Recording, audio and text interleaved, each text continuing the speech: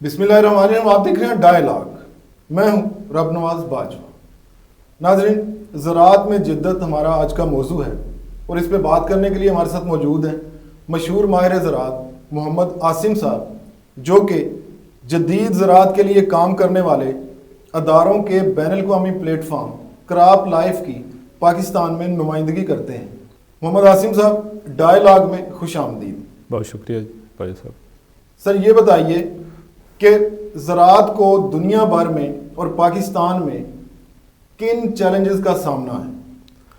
भाई साहब, इस वक्त जो सबसे बड़ा चैलेंज है वो आलमी आबादी का चैलेंज है।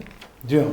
और ये अंदाज़ा लगाया जा रहा है कि 2050 तक हमारी आबादी जो है वो तकरीबन 50% बढ़ जाएगी। इसका मतलब ये है कि आज हम 7 बिलियन लोग हैं, तो 2050 के अंदर हम 10 बिलियन लोग होंगे। इन 10 बिलियन लोगों को खुराक मुहैया करने के लिए हमें कम से कम 50% ज़्यादा खुराक जो है वो पैदा करनी पड़ेगी। और इस खुराक को पैदा करने के लिए जो फ़ी बंदा ज़मीन है वो उसका अंदाज़ा है कि वो 17% कम हो जाएगी। 2018 के न्यूट्रिशन सर्वे के मुताबिक पाकिस्तान के अंदर 37% लोग ऐसे हैं जो खुराक की कमी का शिकार हैं किसी ना किसी वजह से। इस वक्त भी बहुत सारे ममालिक में उस तरह से खुराक की जो ज़रूरियात हैं वो पूरी नहीं हो पा रही, तो अगर ये 1.5 गुना हम हो गए तो इसके लिए तो फिर बहुत ज़्यादा प्लानिंग की ज़रूरत होगी ना जी। और मौसमी तब्दीली जो है वो एक अटल हकीकत है। सख्त मौसमी हालात जो हैं वो हम देख रहे हैं। गैर मुतवक्के किस्म की बारिशें कभी पहले शुरू हो जाती हैं, कभी बाद में जाती हैं। ज़्यादा गर्मी जो है ख़ास तौर पे पिछले साल में हमने देखा, जिसने कपास की फ़सल को, चावल की फ़सल को और मकई की फ़सल की पैदावार को बहुत ज़्यादा मुतासर किया। जी बिल्कुल, मुसलसल हम मुख्तलिफ हमारी क्रॉप्स जो है ज़वाल का शिकार हैं जी। और मज़ीद ये कि ग्लोबल क्लाइमेट रिस्क इंडेक्स 2018 में जो सर्वे हुआ उसके मुताबिक पाकिस्तान ऐसे ममालिक में आ रहा है जिनमें मुस्तक़बिल करीब में पानी की कमी का शिकार होने का ख़दशा बहुत ज़्यादा है।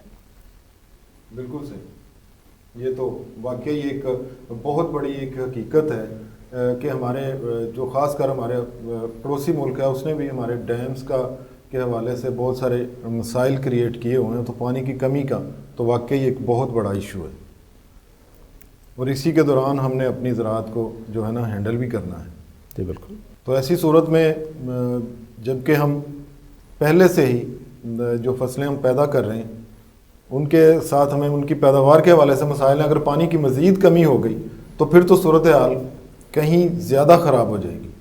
आप सही फरमा रहे हैं। ज़राअत की जो देरपा तरक्की है, जो सस्टेनेबल एग्रीकल्चर जिसको हम कहते हैं, इसको जिद्दत की तरफ लेके जाने के लिए ऐसी बहुत सारी टेक्नोलॉजीज़ अवेलेबल हैं जिन पे अगर हम अमल करें और जिनको हम अपने मुल्क के अंदर लेके आएँ तो ये मसाइल कम हो सकते हैं। जी हम देखिए ना, दुनिया में ड्रोन का इस्तेमाल हो रहा है और अगर हम ये देखें कि बाज़ ममालिक ऐसे हैं, हम कहा जाता है कि वहाँ 5-5, 10-10 हज़ार एकड़ को मैनेज करने के लिए 2-2, 3-3 अफराद जो हैं वो मैनेज कर रहे हैं। हमारे यहाँ पे बहुत ज़्यादा अफरादी क़ुव्वत भी हमें लगानी पड़ती है और आज भी हमारे मुझे बताया गया कि बाज़ इलाकों में आज भी लोग जानवरों से काश्तकारी के जो तरीक़ेकार हैं उस पे लगे हुए हैं। तो दुनिया कहाँ खड़ी है और हम कहाँ पे इस सारे हवाले से मौजूद हैं, ये अहम सूरत हाल है। इस पे रहनुमाई फरमाएं। ये बहुत ज़रूरी बात है कि हम जो बदलता माहौल है हमारा और जो इक़्तिसादी हालात, जो इकनॉमिक वैल्यूज़ हैं हमारी, जैसे जैसे वो चेंज हो रही हैं, अगर तो हम उनके शाना बशाना चलेंगे तो और मुख्तलिफ़ टेक्नोलॉजीज़ को मुल्क के अंदर लेके आएंगे तो हमारी ज़राअत जो है वो सस्टेनेबल रहेगी। अब अगर इन चीज़ों में, इन टेक्नोलॉजीज़ में देखें तो ऐसे बीज हमारे पास होने चाहिए जो मौसमी असरात को कबूल करें और बेहतर पैदावार दे सकें। ऐसी बहुत सारे हुकूमत ने अदारे भी बनाए हुए हैं जो एक दफ़ा हमने माजी में देखा कि जो हमारी गंदम की पैदावार बड़ी कम होती थी, लेकिन जब मुख्तलिफ़ इक़साम के बीज सामने आए جس میں کچھ ورائٹیز انقلاب کے نام سے تھی، تو واقعی زراعت میں خاص کر گندم کی پیداوار میں انقلاب آ گیا. تو اس حوالے سے کیا کام ہو رہے ہیں اور کیا ہونے چاہیے؟ آپ بالکل صحیح کہہ رہے ہیں. جیسے میں نے پہلے کہا کہ بیج ایسے ہونے چاہیے جو موسمی حالات کا مقابلہ کر سکیں. ان سے بیجوں سے جو پیداوار حاصل ہو وہ ایسی ہونی چاہیے جو صارفین کی جو ضروریات ہیں ان کو پورا کر سکے. سے کہ میں اگر کچھ سبزیات پیدا کرتا ہوں، میں نے ایکسپورٹ کرنی ہے، تو ان کی شیلف لائف اتنی ہونی چاہیے کہ وہ ایکسپورٹ والے کنٹری تک پہنچ سکیں اور اس کے صارف تک جا سکیں. اور پھر کیڑوں اور بیماریوں کو کنٹرول کرنے کے لیے جو مختلف قسم کی ادویات یا زہریں ہم استعمال کرتے ہیں وہ ماحول دوست ہونی چاہیے اور ان کا مؤثر کنٹرول ہونا چاہیے. آپ نے دیکھا ہوگا کہ اب جو ہے مختلف جو زرعی ادویات ہم ڈالتے ہیں ان کی ڈوز کافی کم ہو گئی ہے. پہلے 1 سے 2 لیٹر عام طور پہ استعمال ہوتی تھی مختلف کیڑوں یا بیماریوں کو کنٹرول کرنے کے لیے، تو اب وہ سلسلہ جو ہے 50-100 گرام تک پہنچ گیا ہے. اور سب سے بڑھ کے یہ ہے کہ جو ڈیجیٹل ڈیٹا اس وقت اویلیبل ہوتا ہے اور جو جدید مشینری ہے اس کا استعمال کو اگر ہم فروغ دیں گے تو ہم دنیا کے شانہ بشانہ کھڑے ہو سکتے ہیں. اور یہ جتنی چیزیں میں بتا رہا ہوں یہ سب ان کو اگر آپ انفرادی طور پہ امپلیمنٹ کرنے کی کوشش کریں گے تو آپ کو خیر خواہ نتائج نظر نہیں آئیں گے، لیکن اگر اس کو ایز اے ٹول کٹ لے کے آپ چلیں گے تو آپ کو پورے حالات پہ قابو پانے میں آسانی رہے گی. تو گورنمنٹ کا خیال یہ ہے کہ کوئی مطلب براڈر کوئی فارمنگ کی آپ بات کر رہے ہیں، کیونکہ ہر کسان کو دیکھیے نا، ایک ہی طرف ہمارا پروگریسو فارمر ہے، ایک ہی طرف ہمارا پسماندہ فارمر ہے اور خود اس کا اپنا معاملہ ہے، اپنا فائدہ ہے، تو کیوں وہ نہیں چاہے گا کہ وہ نئی ٹیکنالوجی اڈاپٹ کر سکے؟ دیکھیں میں رکے گا اس کو میں اس طرح سے ایکسپلین کر دیتا ہوں کہ اگر آپ کسی بندے کو اچھا بیج دے دیتے ہیں، جی بالکل، لیکن اگر اس کے پاس باقی ان پٹس اچھے نہیں ہیں، اس کے پاس مشینری اچھی نہیں ہے، اس کے پاس موسم کا ڈیٹا اویلیبل نہیں ہے، تو وہ شاید اس سے خاطر خواہ فائدہ اٹھا نہ سکے. لیکن اگر یہ ساری چیزیں ہی اس کو میسر آ جائیں گی تو وہ ایک بھرپور پیداوار حاصل کر سکے گا.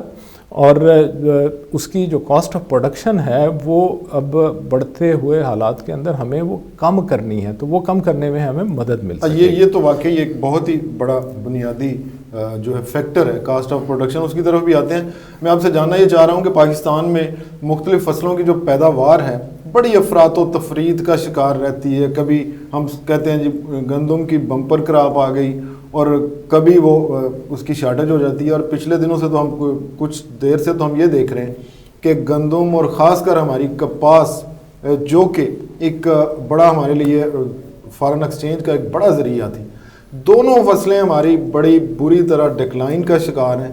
اور جبکہ ایک فصل جو ہے نا مکئی وہ کانسٹنٹلی انکریز کرتی جا رہی ہے اور اس کی فی ایکڑ پیداوار بھی بڑھ رہی ہے اور اس کی جو ہے نا رقبہ بھی بڑھ رہا ہے. اس حوالے سے آپ کی ماہرانہ رائے کیا ہے؟ بھائی صاحب ایسے ہے کہ اگر پچھلے 20 سالوں کا ہم جائزہ لیں تو گندم کی پیداوار میں ہم صرف 14% اضافہ کر پائے ہیں 20 ایئرز میں. اور اسی طرح جو اس وقت خبریں آ رہی ہیں کہ ہم 7 لاکھ بیل 70 لاکھ بیل یا 7 ملین بیلز کپاس کی پیداوار حاصل کریں گے اس سال، تو یہ 35 سالوں میں سب سے کم سطح ہے. بدقسمت ترین سال کپاس کی پیداوار میں ہم دیکھنے جا رہے ہیں.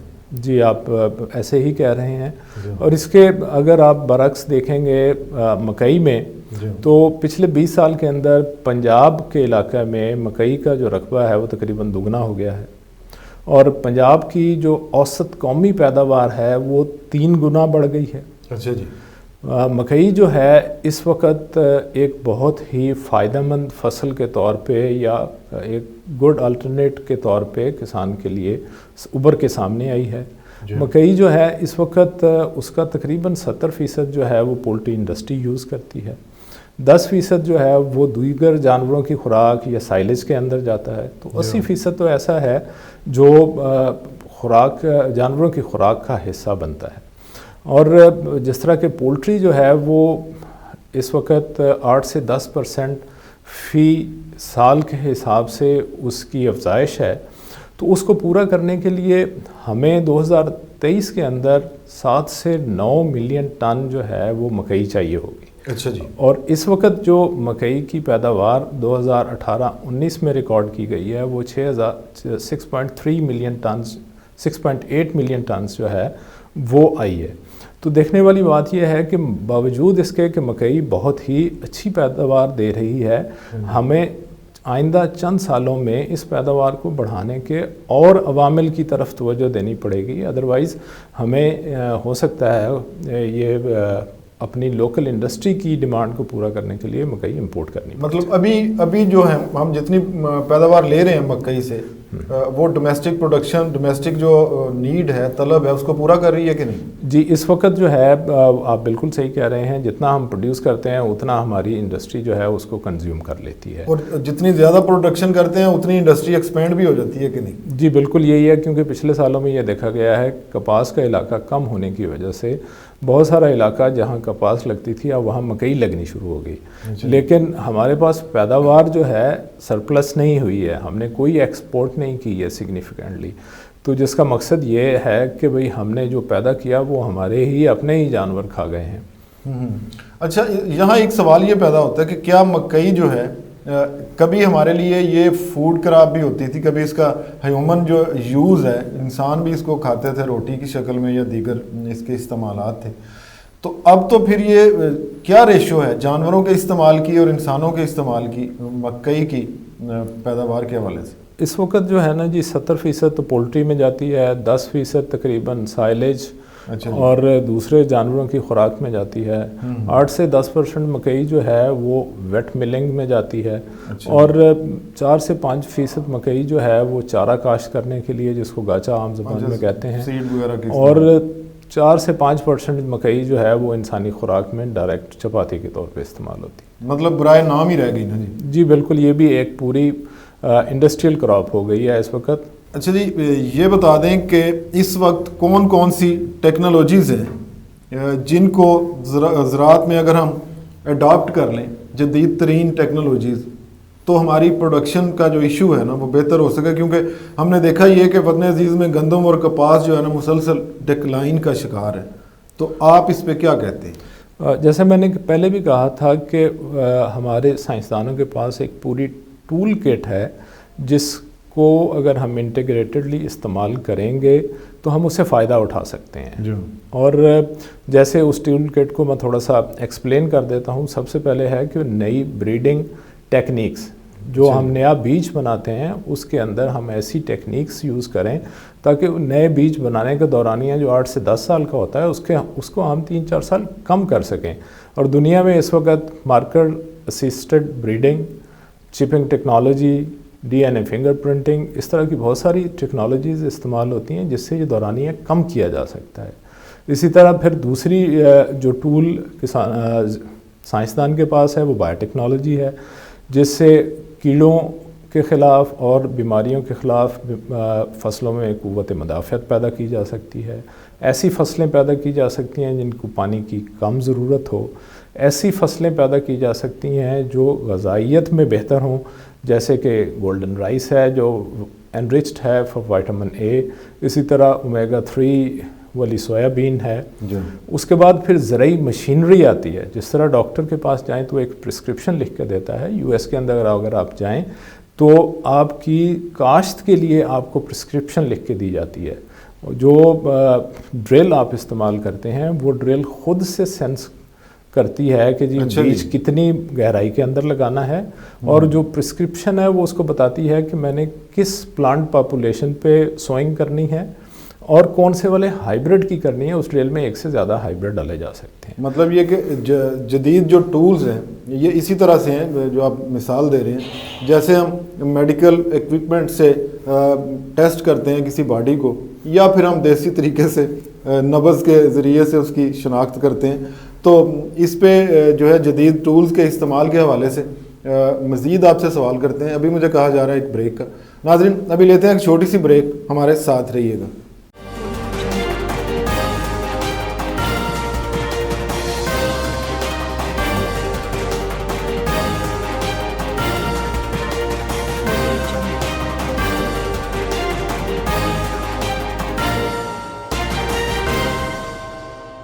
ویلکم بیک ناظرین. بات ہو رہی ہے مشہور ماہر زراعت محمد عاصم صاحب سے. ٹیکنالوجی کے زراعت میں استعمال کے ذریعے سے ہماری زرعی پیداوار کو بڑھا کر کس طرح ہم ملکی ترقی میں اپنا کردار ادا کر سکتے ہیں. تو عاصم صاحب آپ فرما رہے تھے کہ جو لیٹسٹ ٹولز ہیں ان کے استعمالات سے ہم بہت پری سائز جو فارمنگ ہے اس کی طرف جا سکتے ہیں, چیزوں کو بہتر اسیس کر سکتے ہیں. تو اس پہ آپ کیا مزید کہنا چاہیں گے؟ دیکھیں, سب سے پہلے جو ہے نا, اس وقت دنیا کے اندر ڈیجیٹل ڈیٹا جو ہے وہ بہت زیادہ اویلیبل ہونا شروع ہو. جی ہاں, یعنی جو ڈرونز وغیرہ کے استعمالات سے کرتے ہیں یا باقی ذریعوں سے کلیکٹ کرتے ہیں. ڈیجیٹل ڈیٹا اکٹھا کرنے کے لیے مختلف سورسز استعمال ہو سکتے ہیں. اس میں ڈرون ایک سورس ہے جو آپ کو مائکرو کلائمیٹ, مائکرو جو ہے نا انوائرمنٹ, اس کا ڈیٹا دے گا. جیسے آپ نے آپ کا اپنا فارم ہے اس کا ڈیٹا لینا ہے, یا آپ نے اپنے چک کا ڈیٹا لینا ہے. اگر آپ کو میکرو ڈیٹا چاہیے تو اس کے لیے سیٹلائٹ امیجری یوز ہو سکتی ہے. اچھا جی. اس کے علاوہ دنیا کے بہت سارے ممالک میں اب بہت سارے فیلڈ کے اندر سینسر لگانے شروع کر دیے ہیں انہوں نے. اچھا جی. اب وہ فیلڈ کے سینسرز آپ کو کیا بتاتے ہیں, کچھ تو جو میٹرولوجیکل سینسرز ہیں وہ آپ کو بتائیں گے کہ جی سورج کب نکلا, کتنی روشنی رہی, اور اس سے ایک ڈگری ڈیز کا کانسیپٹ ہوتا ہے کہ ہر فصل کو پکنے کے لیے ایک اسپیسیفک ڈگری ڈیز کی ضرورت ہوتی ہے. اچھا جی. تو سائنسدان ان سے وہ کیلکولیٹ کر لیتا ہے کہ جی آج کتنا سورج رہا, میکسیمم ٹیمپریچر کتنا رہا, منیمم ٹیمپریچر کتنا رہا, اس سے وہ ڈگری ڈیز کیلکولیٹ کیے جا سکتے ہیں. فیلڈ میں جو میٹرولوجیکل سینسرز کے علاوہ اور سینسر لگائے جا سکتے ہیں جس کے اندر یہ جو سوائل کا موئسچر ہے اس کو اسیس کرنے کے سینسرز ہیں.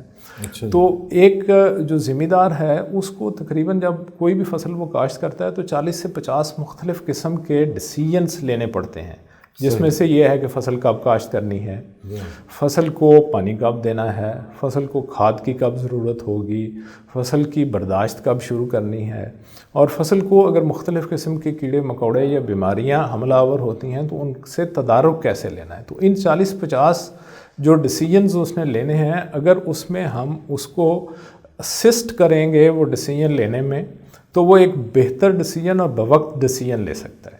اور اگر اس ماڈرن ٹولز کے ذریعے, ٹولز کے استعمال کے ذریعے سے. جی بالکل. اور اسی طرح میں کہنا چاہوں گا کہ بہت ساری ایسی کمپنیز اس وقت ہیں جو یہ ڈیجیٹل سروسز فارمرز کو پرووائڈ کرتی ہیں. اس وقت یو ایس کے اندر 100 ملین ایکڑز ایسے ہیں جو پیڈ ہیں ان سروسز کے لیے, اور وہ جو ذمہ دار ہے جب صبح اٹھتا ہے تو وہ 10,000 ایکڑ کا اگر ذمہ دار ہے تو وہ اپنے فارم کو 10,000 ایکڑ کو نہیں دیکھنے جاتا.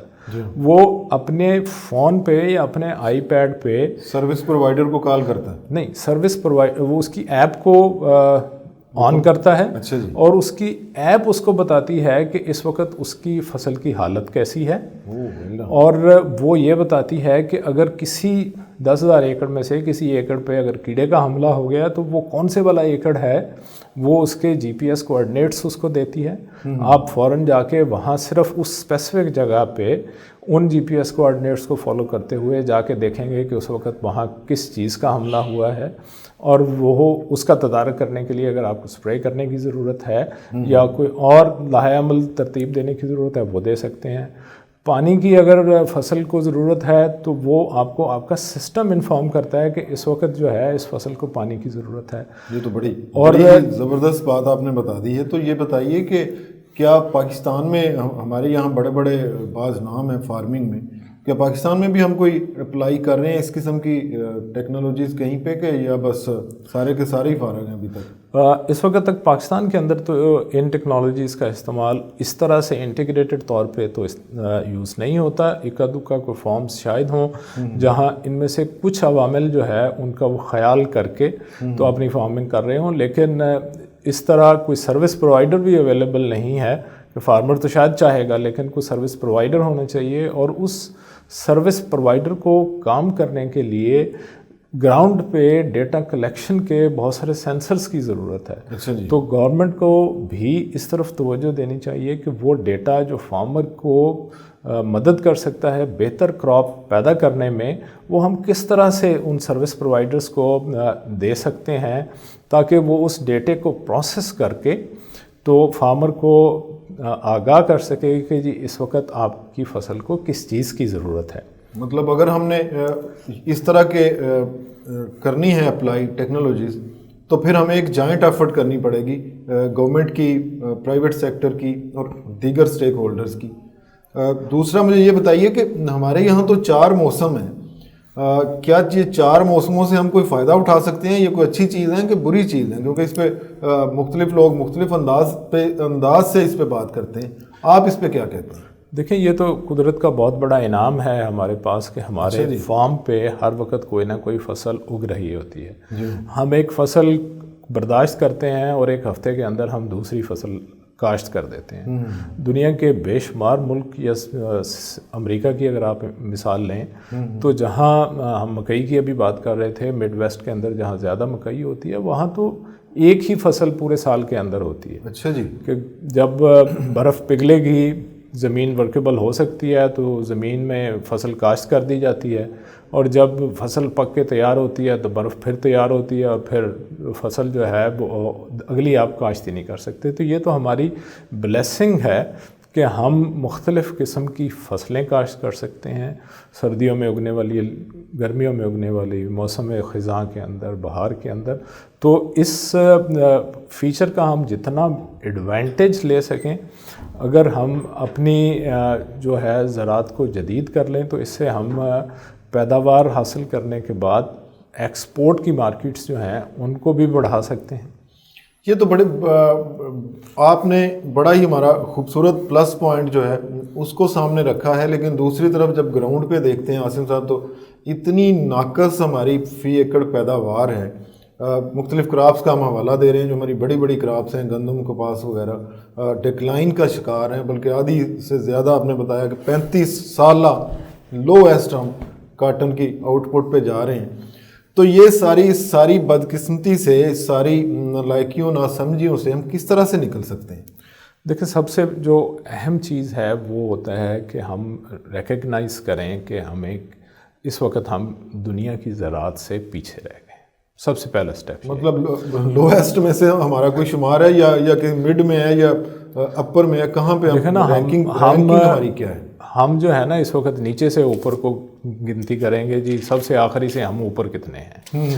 تو دیکھنے کی بات یہ ہے نا کہ ہم پہلے یہ ریکگنائز کریں کہ ہم پالیسی کے اندر اور قوانین لانے کے اندر اور جو ٹیکنالوجی پرووائڈرز ہیں ان کو انیبلنگ انوائرمنٹ مہیا کرنے کے اندر اس وقت سب سے پیچھے ہیں.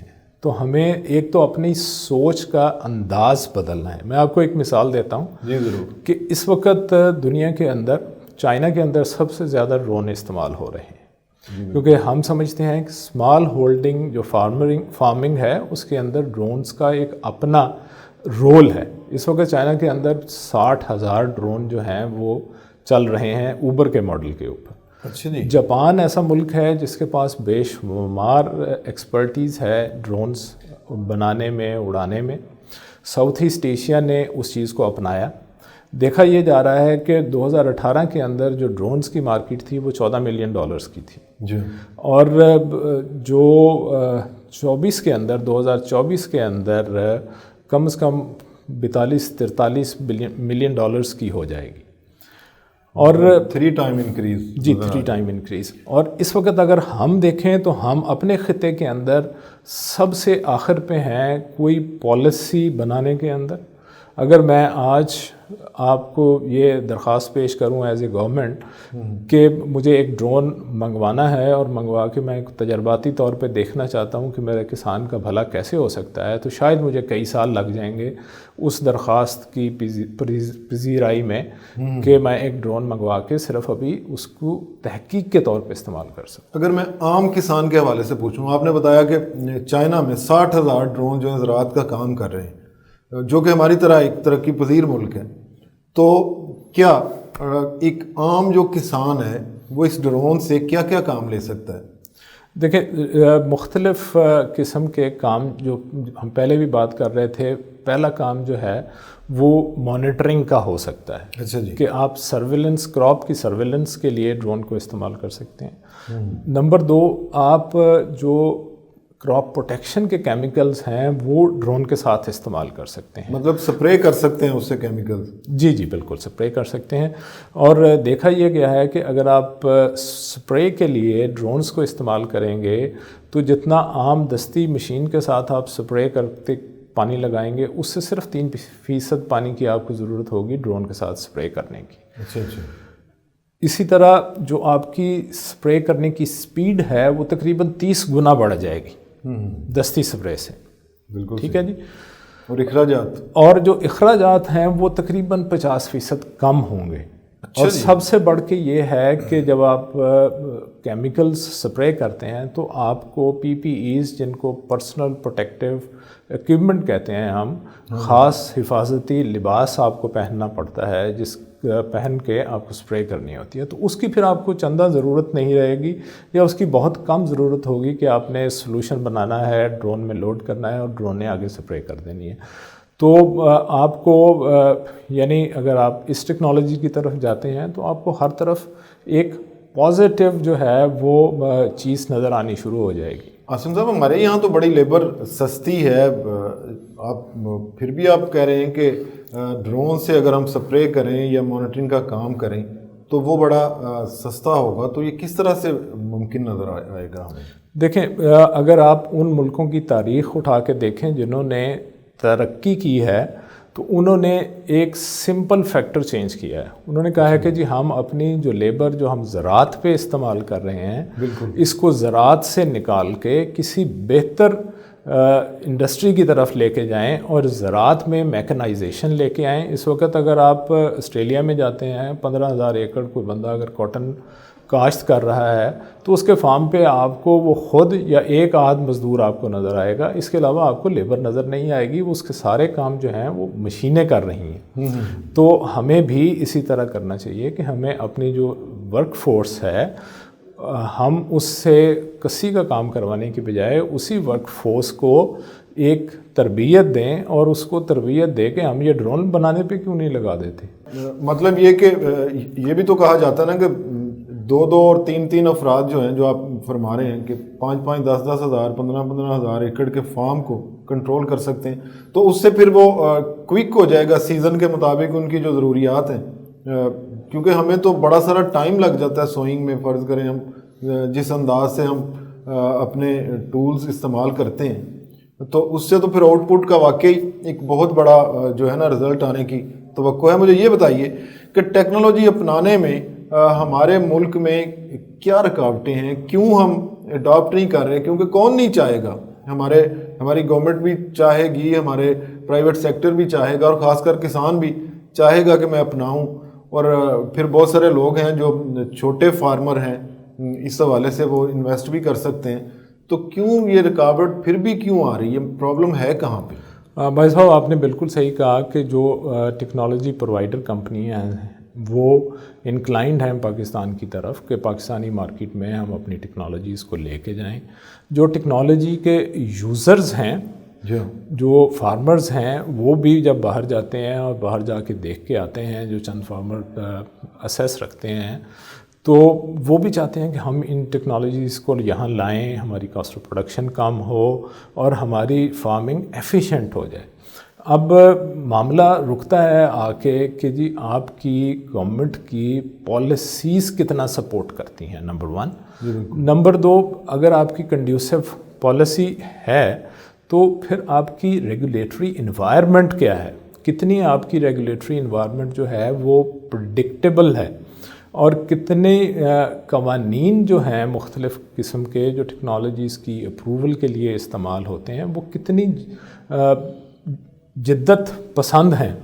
اگر ہم دیکھیں کہ جی ایک نئی ٹیکنالوجی آ رہی ہے، جیسے ڈرون کی مثال پہلے ہوئی تھی، تو ڈرون کی پالیسی اگر ہم بنا لیں گے اور اس کی امپلیمنٹ کر دیں گے اور اس کو قانونی طور پہ جو ہے وہ تحفظ فراہم کر دیں گے تو وہ ٹیکنالوجی جلدی آ جائے گی. اگر ہماری ریگولیٹری انوائرمنٹ پریڈکٹیبل نہیں ہوگی اور اگر ہمارے لاز اپڈیٹڈ نہیں ہوں گے جیسے جیسے نئی ٹیکنالوجیز آ رہی ہیں، اور اگر ہماری سوچ بچار جدت پہ مبنی نہیں ہوگی، تو ہم ایسے ملکوں میں شمار کیے جائیں گے جہاں ٹیکنالوجی جو ہے وہ جب بالکل ختم ہو جاتی ہے پھر آتی ہے۔ مطلب یہ کہ جس طرح سے ہم بات کرتے ہیں کہ ملک میں ایز آف ڈوئنگ بزنس ہونا چاہیے، اسی طرح سے آپ کی بات سے جو میں سمجھا ہوں کہ as of using modern technology in forming, وہ بھی اس پہ اڈاپٹ کی جانی چاہیے۔ کیا کہتے ہیں آپ اس پہ؟ جی بالکل، آپ نے صحیح فرمایا۔ اب اگر مختلف ٹیکنالوجیز کا دنیا کے اندر استعمال دیکھیں جی تو ان ٹیکنالوجیز، جسٹ میں آپ کو ایک دو ٹیکنالوجیز جو ہیں ان کے فوائد اور ان کا استعمال آپ کو بتاتا ہوں۔ جیسے میں نے پہلے بھی ذکر کیا تھا کہ 100 ملین ایکڑ اس وقت ایسے ہیں جو کلائمیٹ کارپوریشن کے ساتھ ہیں، جو ان کو سروسز پرووائڈ کرتی ہے۔ اسی طرح ہم اگر ٹرانسجینک ٹیکنالوجیز کی بات کریں تو ان ٹیکنالوجیز نے، جسٹ میں مکئی کی مثال آپ کو دیتا ہوں کہ جب یہ ٹیکنالوجیز نہیں آئی تھیں 1996 سے پہلے، تو امریکہ میں پیداوار کی جو شرح تھی مکئی کے اندر وہ 10% سے بڑھ رہی تھی۔ جب یہ ٹیکنالوجیز آ گئی ہیں تو اس کے بعد 23% سے بڑھ رہی ہے۔ برازیل کی ایگزامپل لیں تو وہاں ان ٹیکنالوجیز کے آنے سے پہلے 38% تھی شرح نمود، اور اس کے آنے کے بعد ٹیکنالوجی کے 50% ہو گئی۔ اسی طرح ہمارا ایشیائی ملک فلپینز ہے جہاں نمود پہلے 38% تھی جو کہ بڑھ کے 53% ہو گئی۔ اسی طرح ہمارا نیکسٹ ڈور نیبر بھارت کی اگر آپ ایک مثال لیں، جو کہ ہمارے جیسے ہیں، جی بالکل ہماری ہی کنڈیشنز ہیں، ہمارے ہی طرح کے فارمرز ہیں، تو 13 ملین بیلز پہ ان کی کپاس کی پیداوار تھی۔ جب انہوں نے ٹرانسجینک ٹیکنالوجیز لے کے آئے ہیں تو اس وقت وہ 37 ملین بیلز پہ ہیں۔ 13 سے 37 بہت بڑی بات ہے۔ جی اسی طرح اگر ہم جدید مشینری کی بات کریں، میں نے آپ کو مثال دی ویریبل پلانٹنگ ریٹس کی، ڈرلز کی، تو اگر ان چیزوں کو ہم استعمال کریں گے تو اس وقت ہماری کاسٹ آف پروڈکشن کم ہوگی۔ ادروائز پاکستان ایسا ملک ہے کہ جہاں ہم جو بھی پیدا کرتے ہیں اس کو باہر بھجوانے میں بہت دقت ہے، ہم انٹرنیشنل مارکیٹ میں کمپیٹیٹیو نہیں ہیں۔ بہت ہی اعلیٰ محمد عاصم صاحب، آپ نے ڈائلاگ کے لیے وقت دیا، میں ڈائلاگ کی ٹیم کی طرف سے آپ کا شکریہ ادا کرتا ہوں۔ ناظرین، آپ نے ماہر زراعت محمد عاصم صاحب کی گفتگو سنی۔ ان کا کہنا ہے کہ جس طرح سے حکومت ایز آف ڈوئنگ بزنس پہ زور دے رہی ہے، اسی طرح as of using latest technology in forming پہ بھی اگر خصوصی توجہ دی جائے تو ہمارے ملک میں نہ صرف زراعت کی پیداوار بڑھ سکتی ہے بلکہ ہمارے جو اخراجات ہیں وہ بھی کم ہو سکتے ہیں۔ اسی کے ساتھ ہی آج کے ڈائلاگ کا وقت ختم ہوا۔ اجازت دیجیے، اللہ حافظ۔